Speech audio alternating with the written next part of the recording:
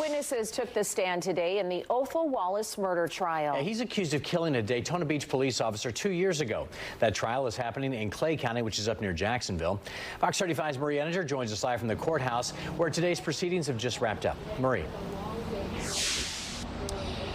Yeah, we heard from nearly a dozen different witnesses today. A lot of them happened to be with the Daytona Beach Police Department, the people who arrived first on scene and could give some context as to what we may have seen that night. We also saw body camera footage from a number of those responding officers. As for the defense, their argument is hinging on two main points. The first is talking about a be on the lookout notice that Officer Rayner says he was responding to at the time. The Daytona Beach Police Department talked a lot about that, as did the defense, and I'll talk about that more in just a moment. But the other point the defense was making was that Wallace may have been defending himself. So we do want to say that the be on the lookout notice was for a car that Officer Rayner believed matched the suspect's description. It had been stolen earlier in that afternoon, and so that's why he was after the car. That's why he says he stopped Wallace. The defense, however, says that he should never have been talking to Wallace in the first place.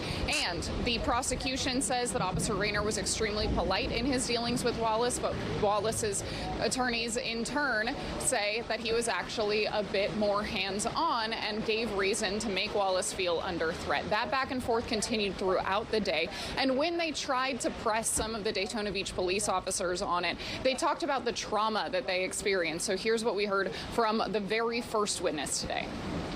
How come your memory's so much better now? No, because my friend's eye was hanging out of his head. I was concerned for his health and wellness.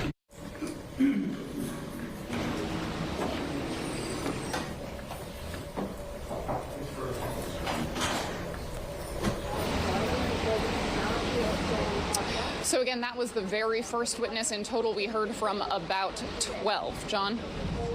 Marie, the mother of two of Wallace's children was also on the stand this afternoon. So this shooting actually happened at the apartment complex where she was living.